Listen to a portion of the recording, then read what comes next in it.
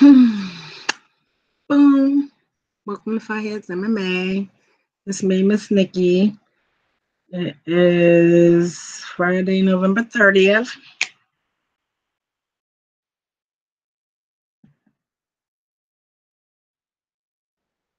And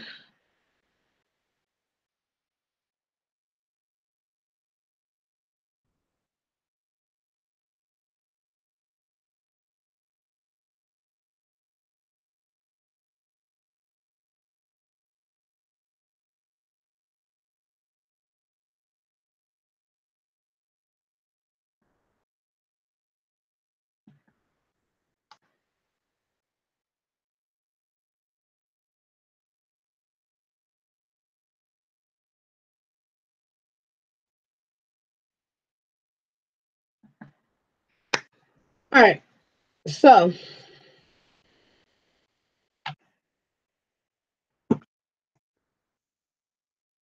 the undercard of the Wilder Fury fight went on today. Fury fight. Hi, Kassam. Fury fight. Hi, Kassam.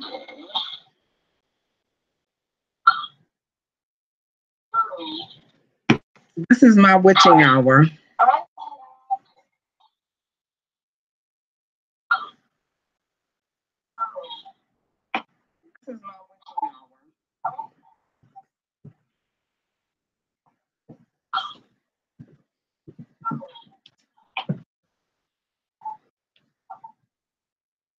You cooking?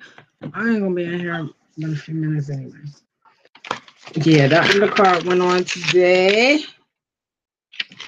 and I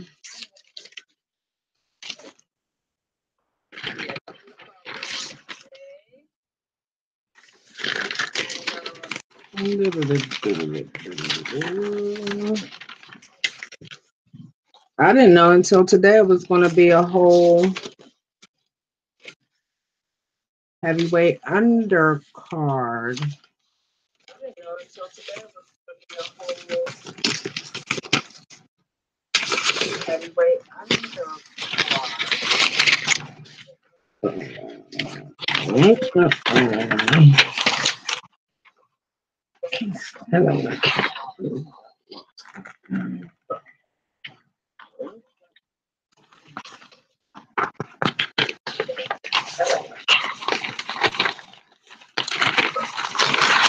So you got Jersey Joe Hanks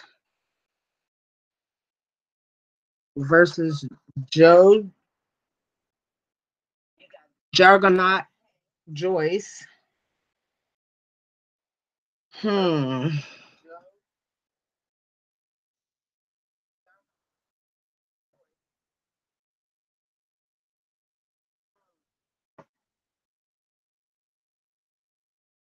Joe Hanks is with Al Heyman. And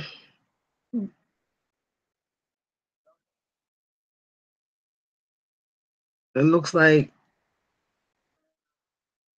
Joe Joyce may have debuted in September and has had 6 fights since then. I'm not really sure what I'm reading here. I wrote it down.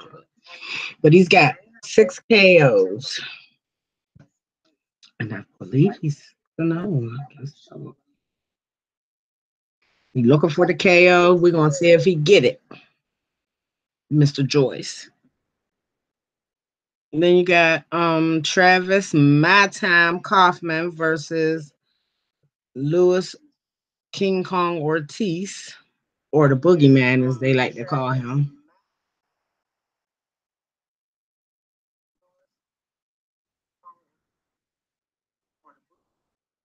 It looked like Travis My Time Kaufman has a 32-2 record, and he has 23 KOs. He's with Al Heyman.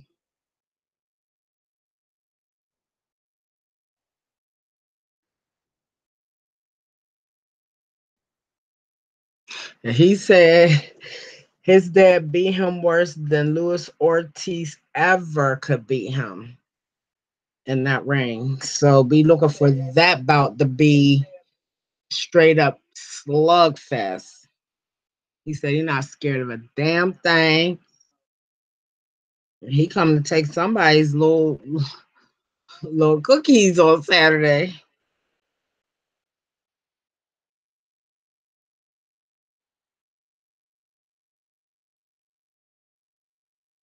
And then you have and that the Joe versus Joe bout, that was a very intense stare off they had at the end of their press conference.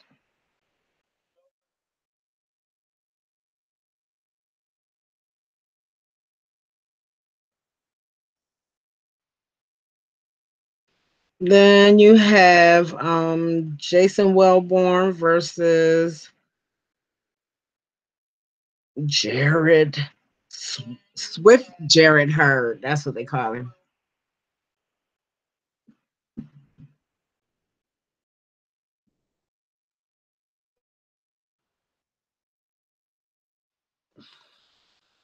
And Mr. Hurd is the unified IBF WBA 154 champ. He is also the candidate for the 2018. He stopped the last 8 of his 9 opponents. He's 15-0, has 8 KOs. He's with Al Heyman. Um, Jason Wellborn is the former British middleweight champ. He's on a 5 fight winning streak.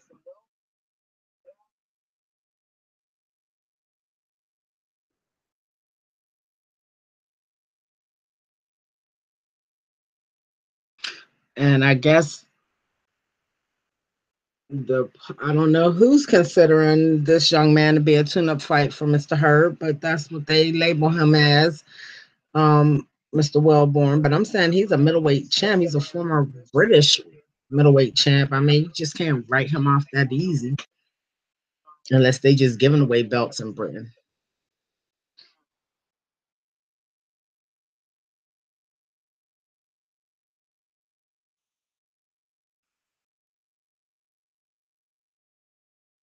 And that's going to be the co-main event to Wilder versus Fury, Hurd versus Wellborn. And Mr. Hurd was singing at the press conference today. He said he about to come and get that bag. He's so funny.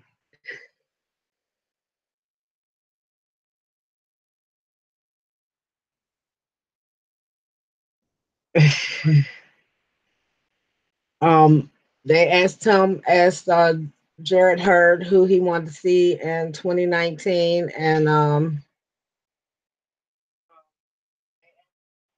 of course his fight for 2019, at least the one fight he's looking for in 2019, is him and Jermell Charlo. And then he figures after he get done with Jermell, he would go see his older brother Jamal. But we got to figure out what's going on with that young man's suspension from boxing, Jamal Charlo. I did see a video that says they explained it, but I haven't watched it yet, so that'll be what I talk about on my next video. If I can get a clear understanding of the situation, then I'll talk about it again.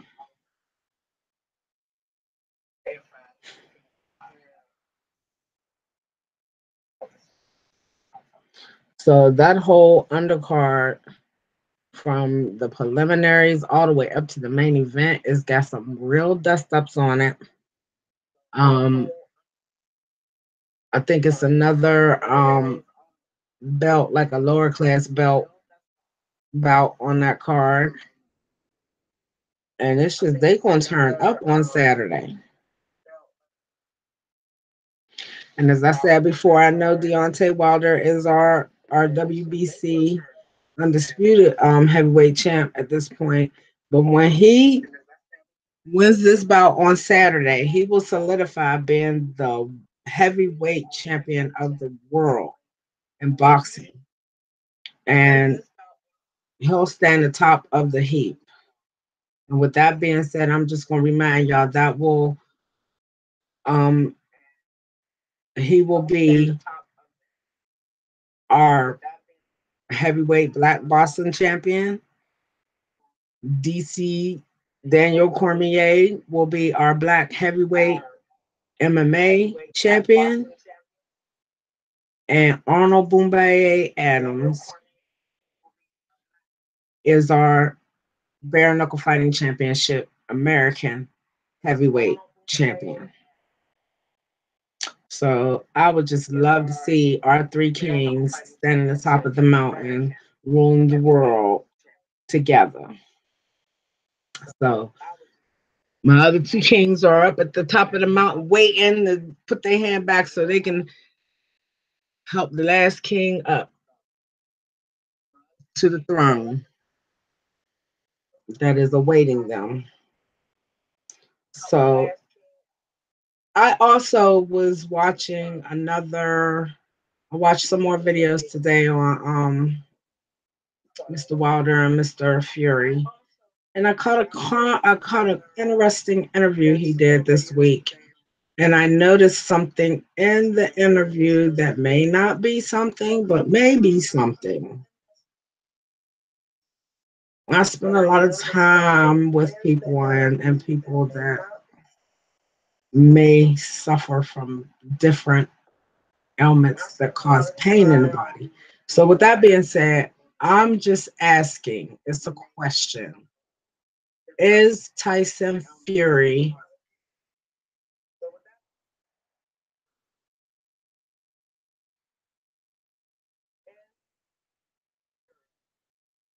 babying a left shoulder injury?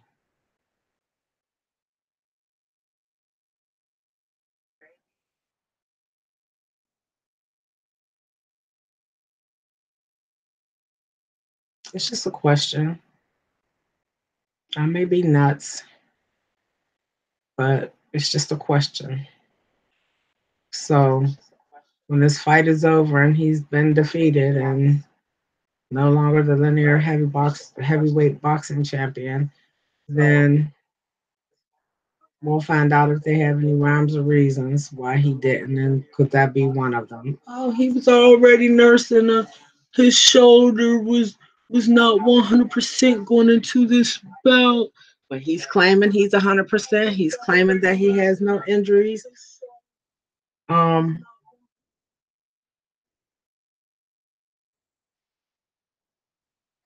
there's very few times that you guys can really that y'all do go into about with zero injuries. I'm telling y'all, he's been jaw jacking a lot this last week. And one thing I know is, during press conferences and all these interactions with reporters and different commentators and stuff, the adrenaline is going through your bodies. So I'm going to attribute us not really seeing a wincing type motion coming from him because his adrenaline is always going at this point with it being fight week and close to the fight. So that kind of negates the pain in that moment or whatever.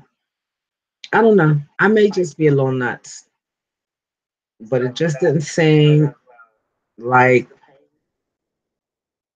in that particular interview that he was really trying to apply lean on that shoulder or on that arm or even really have any type of almost movement with it. Now I know he's able to move it because I've been watching him move it all week. But is it overworked? Has he hyperextended it? What has he done to it? Will it be an issue in this fight with Deontay Wilder? Like I said, I might be crazy. This might not, I might have just seen something that might be nuts and might not really be real. But it's just a wonder. I'm just saying. So after the fight, when everybody's talking about this, that, and all the other, if this happens to come out on the plate of food, we all know.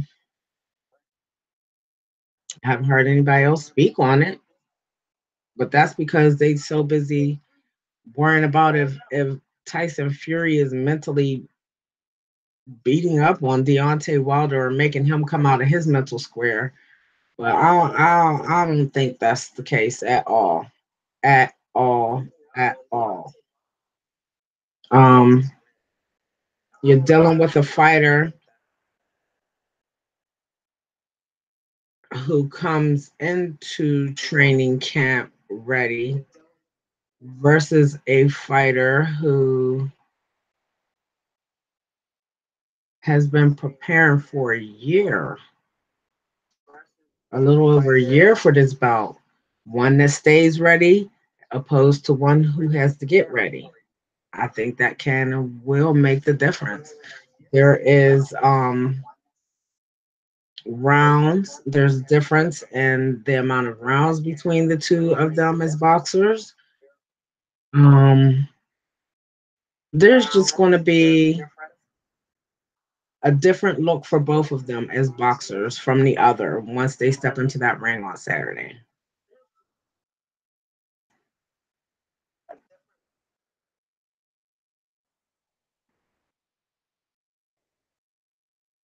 So, yeah, it was just a question that was bothering me. Like, I watched the video twice. I watched that video twice, and like, I didn't just watch that moment that I caught or that I think I caught, but I watched the whole video twice to see and make sure that I was not missing something,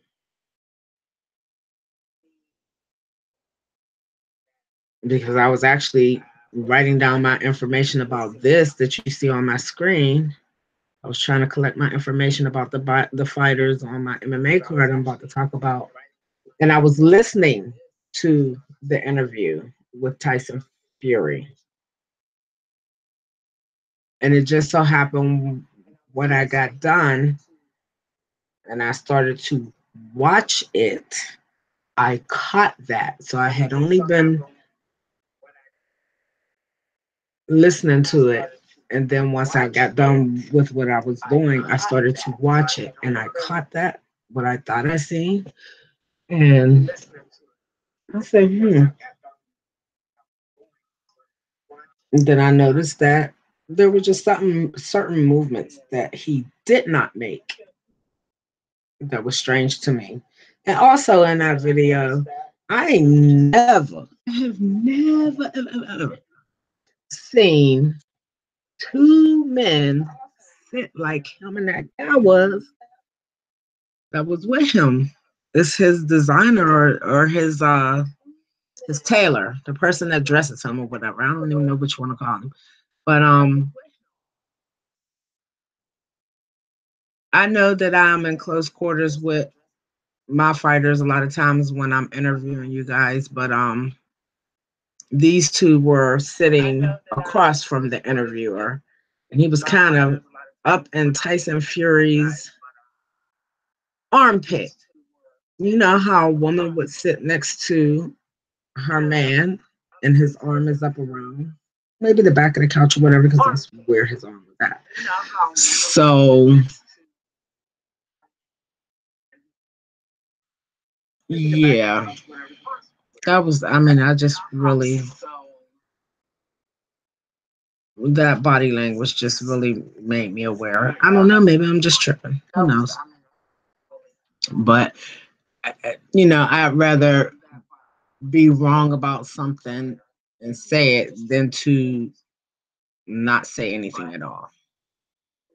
How about that?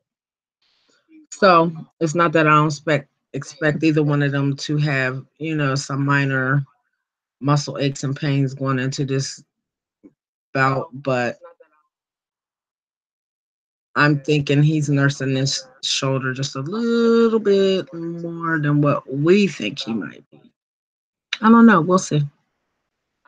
There's all types of rubs and treatments they could put on that to make it look loose or feel loose for him when he goes into the bout. I don't know. Okay, moving on. Also on Saturday,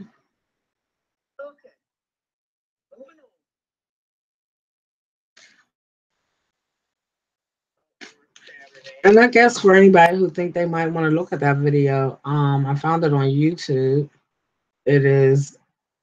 It's not a hidden video or anything. It's under fakes will be exposed. Tyson Fury uncut in LA. IFL TV. So that's why I seen the video. So big ups to IFL TV. Um, and I'm just leave out anything that he might have said in that moment, you know, because y'all catch it if y'all watch the video. That's why I'm gonna leave that. I'm just, I'm real tuned up about this Charlo thing, what's going on with them. So I can't wait to go back and do my research about it to figure out what's going on because this is a very pivotal time in their careers for something like this to be going on with either one of them. Like right now is not the time. You just can't, you can't do this right now.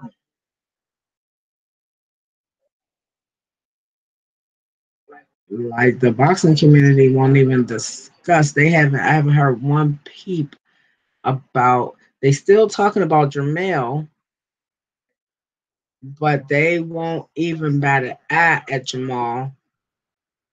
So I don't know. It must be something really going on in this situation, and maybe everybody's just tuned up with basketball and tuned up with this impending bout with Tyson, with Deontay and Tyson.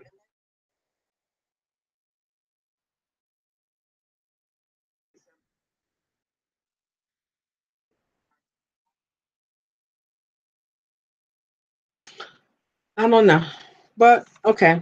So on to my little MMA talk. Down here in Virginia, where I'm centrally located, I am speaking about the Titans of the Cage 26 December.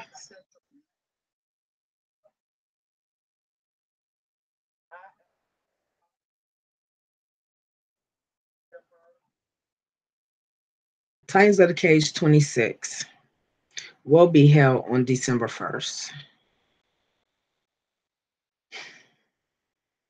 So on this card,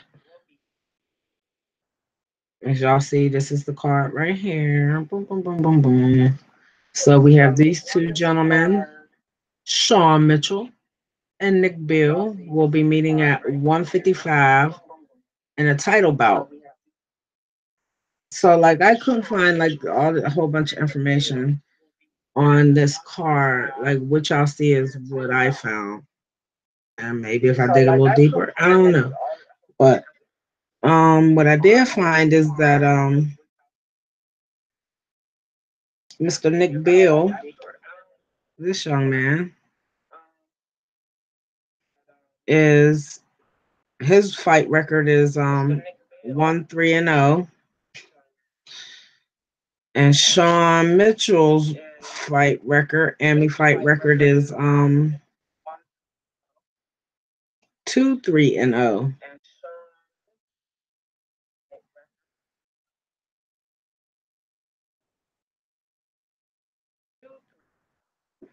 Sean Mitchell is out of Farmville, Virginia, and Nick Bill looked like he may be from Kennesaw, Georgia. Damn, Nick, isn't that serious, bro?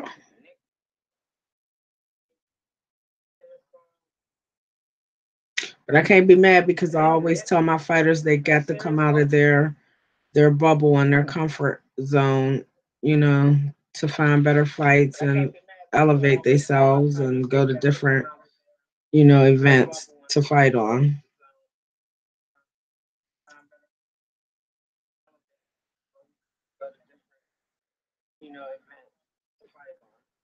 So these two will be going at it for 155 title, which Mr. Mitchell holds at this moment. Hate to be a bearer of bad news, but I don't see him. I don't see Mr. Bill really being able to do anything with that kid, Mr. Mitchell. No disrespect to anybody, but I done seen that kid Mitchell work his magic. Then I just shared a video on my Facebook page.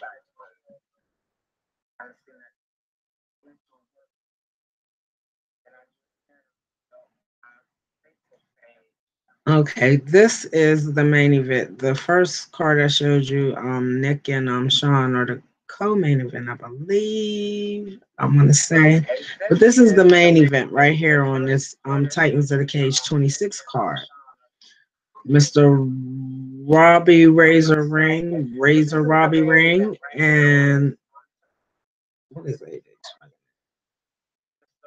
Well, it's just AJ Sanchez. AJ hails from Park Forest, Illinois. So these kids, I keep saying to y'all, they are hailing from everywhere. So, the first line of defense is y'all got to be able to protect your own backyard to begin with. So he didn't came on, he done brought his ass all the way, AJ, from Illinois. He done came all the way from Illinois. And he defended that belt. I mean, he got that belt, I believe, at the last Titans of the Cage event, TOC 25. I believe he fought Ray Holston on that card, and that's where he got that 135 title. So Saturday, which is actually tomorrow. And on the last TOC, while he was getting this belt, he was making his debut into the AMI MMA world. This young man right here, Robbie Razor Ring. And so I think this young man and Mr. Colton probably met a couple different times, and Ray couldn't get the job done, so AJ ended up with the belt. And I don't know where the rest of our 135ers are, because Robbie just debuted on Titans of the Cage 25, and his record is 1-0-0 as an amateur. And on the last card, he beat Joshua Cook, which is another one of my fighters. Um, I think it was a decision bout. So these two will be dusting it up in the octagon on Saturday for this one. To look at this nice belt, he got that TOC belt. I think this is going to be a good match because I'm pretty sure this kid is really, really tough. And I know he's tough because he done beat up a couple different guys. You know what I mean? We're just going to see a little bit of a different beast than what they usually face. So we're going to see who will be the victorious one. I know it's a lot of people probably sitting in the background moaning and groaning and complaining about how come Robbie is getting this chance at the title or whatever. Hey, where are the 135ers at? And just a little spoiler alert, this young man's parents are the promoters or own this TOC event that he fights on, Titans of the Cage. So they're the promoters of this event, or they, hold the rights to it or whatever. And I think a lot of people are probably believing in their mind that this kid is getting the chance that he really don't deserve because he just debuted on the last card. But I believe that maybe, just maybe, they were having a hard time filling or didn't really have no real live competitors to fit into this space. And if he fights at this weight class, he's willing to step up. Why not give him the opportunity to try to get this belt from him if nobody else will? So that's where I'm at with it. I don't think it really has anything to do with, although we would like it, that would be a great excuse. But I just, there's times where his parents have to play fair, and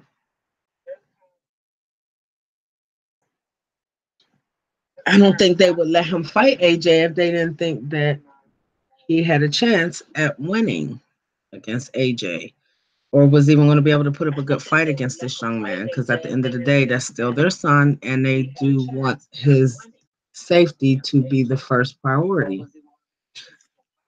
Okay, so we got a 130 super fight between Eric Rodriguez and Ray Ray Holston. I just told y'all that Ray Ray met AJ Sanchez at the last TOC. So this is the young man that tried to get that belt and was unsuccessful. So he's dropping down from 135 to 130. So I'm thinking he's probably coming up in weight. He might be coming up in weight. Maybe he can't come down to 125 and he can come up to 130. So that's where they're going to meet at 130 for a super fight. So we're going to see how that goes. And Eric Rodriguez has an amateur MMA record of 2-5-0. And Ray Ray Holston has an amateur record of 11-8-0.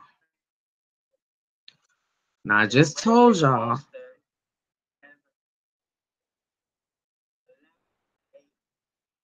that Ray Ray fought AJ Sanchez for that 135 belt on the last TOC. And his record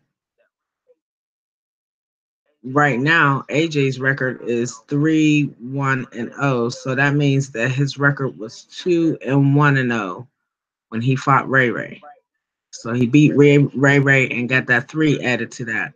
So now AJ is 3-1-0. And Ray Ray is 11-8-0. So you got a 2-5-8 and 11-8-0 fighters going at it. It's Ray Ray said twice, Holston. I'm sorry, y'all. Ray Ray said twice. Said twice must be his nickname or his fight name. Ray Ray said twice, Holston, 11-8-0 from Bland, Virginia, going up against Eric Rodriguez, 2-5-0 from Orlando, Florida. See, what if they coming from other states, you guys, to get the glory that Virginia holds in belts? What make y'all think they not gonna come from other countries? I know it may be far fetched for the Emmy, but as y'all grow and elevate and look to go into your pro careers, that's what y'all are going to be facing. That's what you guys are going to be facing, these fighters from other countries. Y'all already know Bare Knuckles is about to go to Mexico.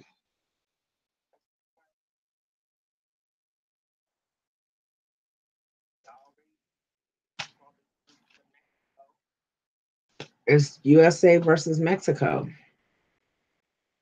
We got Tyson Fury over from Britain right now, trying to get Deontay's belt. Y'all just heard the UFC make an announcement last weekend that they're going to build a facility in China that's 3 freaking times bigger than the one they have in Vegas here.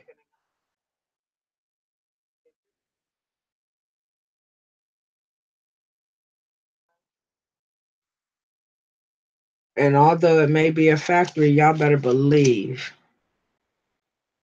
they're going to put the best of the best to work in that factory to turn out the highest quality fighters that they can. And those are going to be your competitors once that gets up and running. And some of y'all will meet them very soon because I don't think that's going to take long. Because I guarantee you, China putting some good money up for that. And I wonder how much of their soul they had to sell to get that going over there in China, the UFC.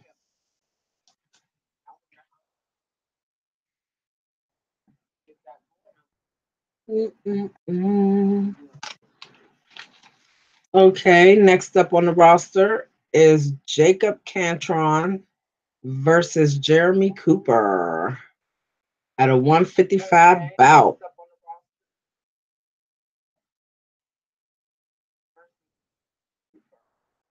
Good Lord. So Jacob Cantron, it looks like, I believe I'm correct in what I'm saying because I did go up to Topology. This will be his debut fight. He's out of Bland, Virginia. I believe he is with Southwest Martial Arts, which is Ring Combat Systems, which is Titan of the Cage owners team. He debuts and he's from Indiana.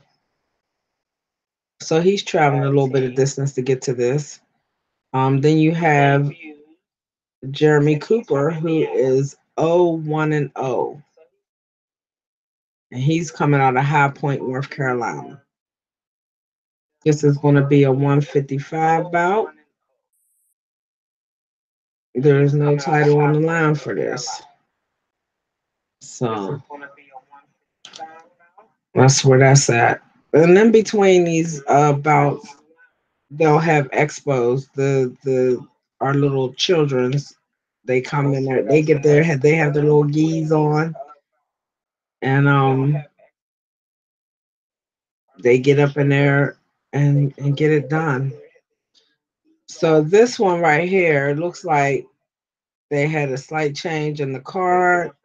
It all goes down December 1st due to a late pullout by Nick Farley. We have had to make a couple of last minute changes to the fight card. However, we believe that these changes will make the card even better as we ended up with a couple of barn burner fights on the card. This one is worthy of being main event material.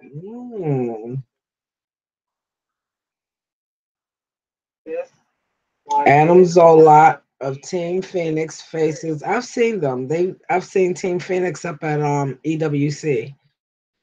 They got some good people on their team.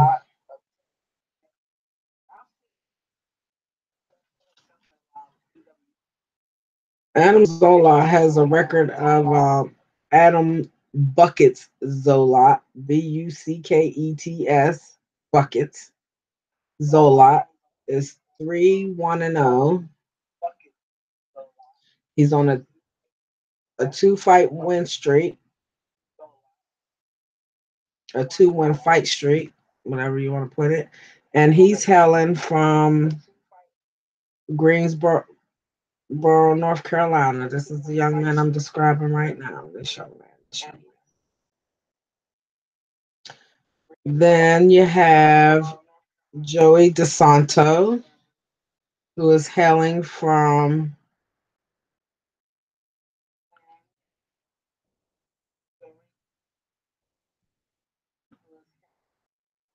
I don't think it told me or either I forgot to write it down, so I can't tell y'all where he is hailing from.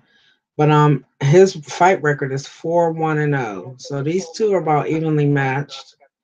Um, and Joey DeSanto is coming off of a loss in April at TOC on the TOC card back in April. So I guess he hasn't fought since then. So he may have a little bit of octagon rust on him, y'all. We're gonna have to wait and see. And this cat that he's fighting is hot right now. He's hot, caliente, because he's coming off a 2-win fight streak, a two streak. He's got two back-to-back wins going into this fight with Joey. So, hmm.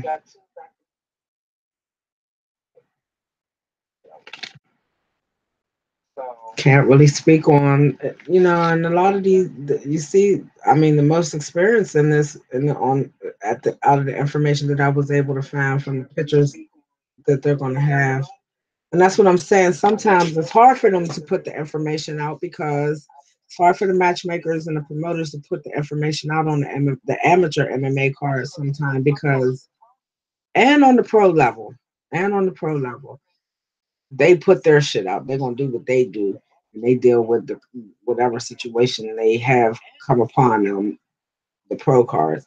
But the amateur ones, oh my god, sometimes I see them struggle so hard to keep bouts, from falling off the card. And like everybody's a willing participant, but if the fighter reaches out to the promotion and says, "Look, I'm pulling out of my fight," and whether they give them a good reason or not, really remains to be seen. And I think more often than not, the fighters try to have a good reason, but then there are just some people who really suffer bad nerves and decide that they really this is not the life for them, and I respect that. So yeah, I'd rather for a person to walk away intact than to go in there and have somebody who is a willing fighter and wants to fight and wants to beat you up, beat them up. I would rather for them to walk away from that fight than to go in there and get beat up. I mean, combat sports, you have to be a willing participant. That's why I said that nobody pushed Chuck Liddell's ass up to the octagon in no wheelchair. He did not need a cane to walk his ass to get up in that octagon. He didn't need a nurse to take his blood pressure. It's just that simple. So, you guys are willing participants.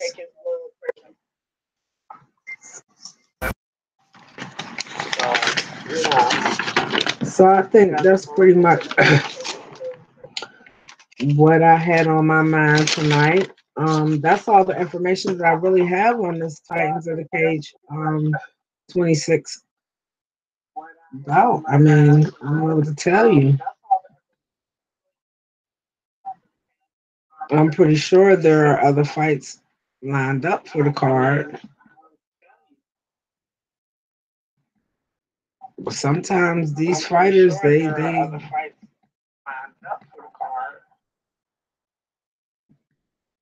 how to throw a monkey wrench into.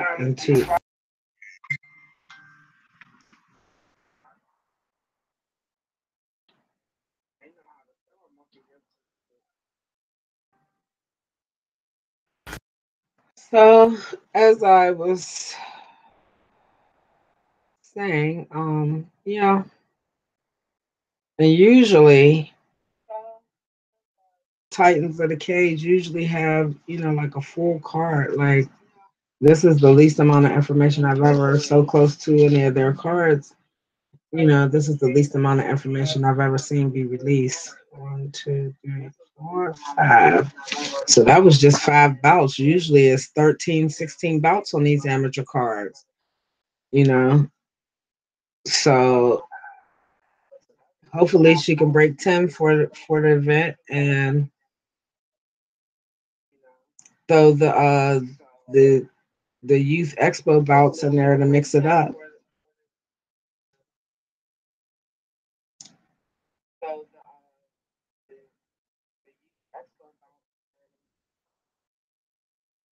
So yeah, that's my take on Titans of the Cage. We're gonna see on our main event if Mr. Razor Robbie Ring is ready for this challenge that AJ got waiting for him. We'll just see.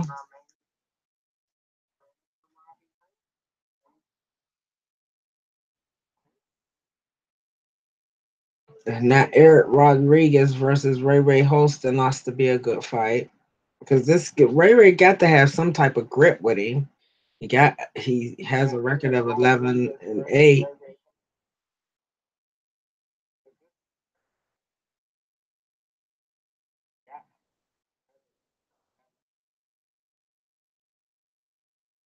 Eric Rodriguez, he is so that would be 19. That would be so what? He has 9 more fights than Rodriguez does. Holston does. He has 9 more fights than his opponent. So we're gonna see how that all pans out come Saturday. Wilder versus Fury, plus a bang up undercard. Then you got on our local amateur level, we got Titans of the Cage doing their thing this weekend. And then up in Michigan, you got Total Warrior Combat, where our guy Felony Charles Bennett is gonna be the main event, going up against Zach the Savage Shaw. That young man's record is like 6-3.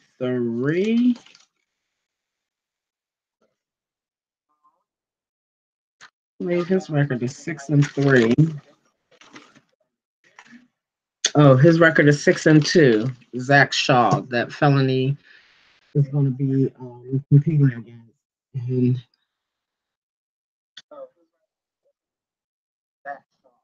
I think I probably would have found some interesting information in typology about some of the competitors on this card too, on this Total Warriors card. But I didn't even look for it, you guys.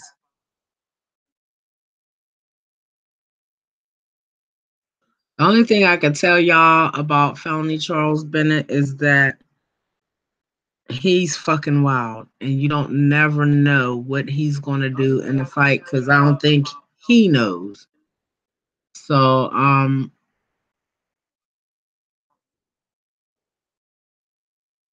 he has the ability to keep it in the stand up. He has the ability to go to the ground with it. I mean, his motherfucking grappling skills is insane. So, like it's not gonna be easy to get felony out of there if that's Zach's plan. That's not gonna be the easiest plan. Not saying it can't be done, but I think he's gonna need some more time in octagon. I don't know. He might. I don't know. I'm just saying. I know that the felony is a crazy ass fighter, and like his style of fighting is crazy. So good luck with that, Zach. They're having a pay per view. That's gonna be $16.99 on Fight TV for the Total Warrior Combat. Then you got the pay per view for the Wilder Fury bout. Um, it's just a lot. I think it might be a. I think it might be a UFC card or maybe another a professional MMA card going on this weekend. Oh, Bellator! I believe Bellator has a card today. I'm saying today because it is Friday morning. So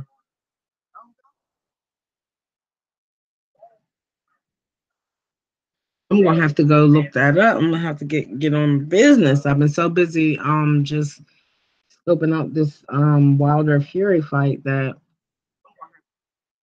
I completely forgot about Bellator. I really did. All week I haven't even mentioned them and I forgot to do my research. So I'll take some time today and do that. and maybe I'll be able to make a little bit of a few minute video. I'm not promising, but I'll just say I'll try to make a little bit of a few minute video prior to the card coming on tonight. So I'm gonna try. I'm not gonna promise.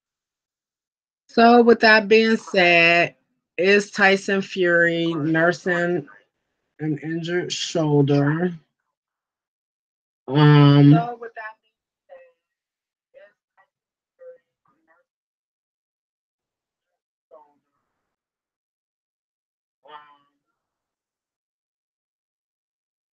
why was he able to come over here and say he took his shoes off his feet and gave them to somebody on the street here?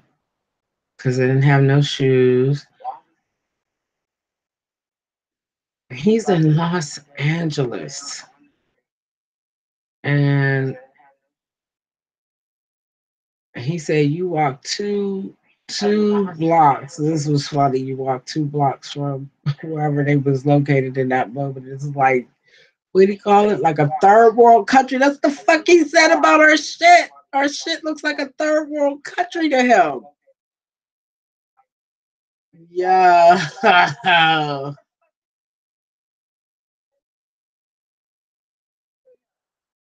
Yeah, that was so weird to hear him say that, but it's what it is. If that's his impression of us, then that's what it is. Um, I think everybody's worrying about the wrong thing when it comes to this Wilder versus Fury fight. I really think I don't know why they think that he's able to break Deontay mentally. I don't know. And he says that he was the one that texted Deontay and said, "Look, dude, I mean, is it really that serious that you fight AJ? Send the contract. I will not decline. Let's do this." And so they agreed as men, you know, to have this bout, and here we are. Here we are. But that's a serious question for me. If Fury is nursing a bad shoulder,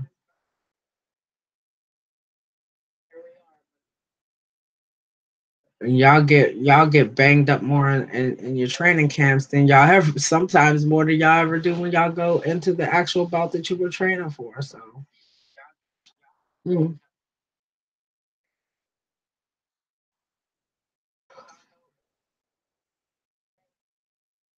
And I also caught a little bit of some footage on Jarrett Hurd. And that day while they were filming, they had invited one of our kids up from the DMV. I'm gonna have to go back and get that video and share it to my Facebook or something. But they got one of our kids from the DMV,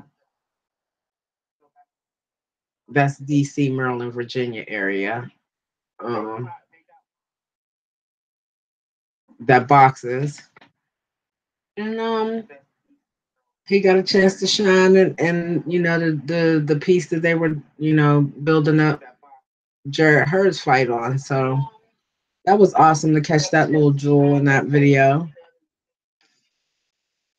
I know that young man must be very proud of himself. And I hope his coach and his team, everybody else is proud of him too, because all the hard work he's been putting in all this time, even though he's still an Emmy boxer, he that's $1 million money shot right there.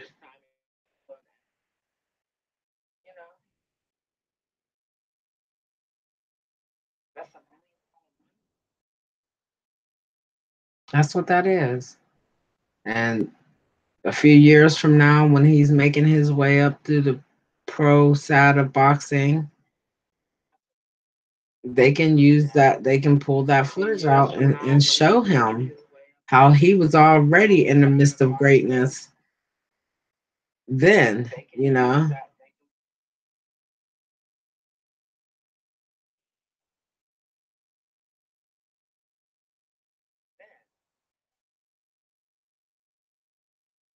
Huh. Interesting.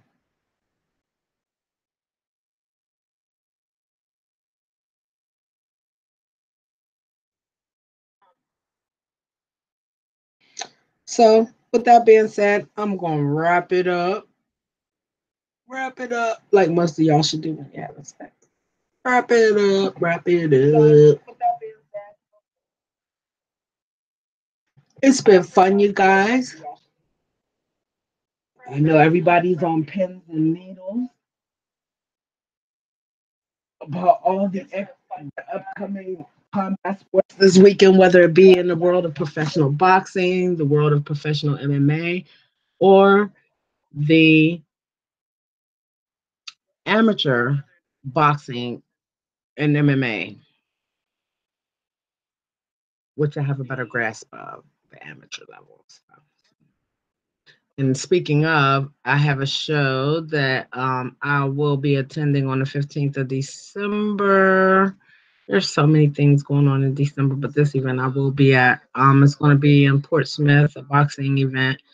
I should be getting a promo for it sometime today. I thought I was going to get it yesterday, but I'll probably get it today. And then I'll start to float that through my Facebook and share that. For all those that come up to my YouTube page, please like, subscribe, and share. I hope you guys enjoy my little videos. The longer I be here, the better I'm gonna get. It's all good.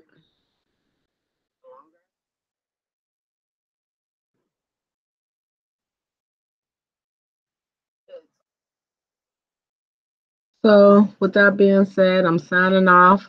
Miss Nikki, Fight His MMA. We'll see you later on today, baby. Later on today.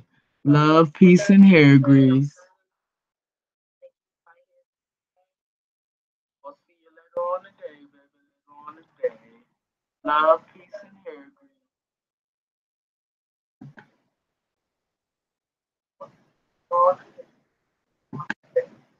Love,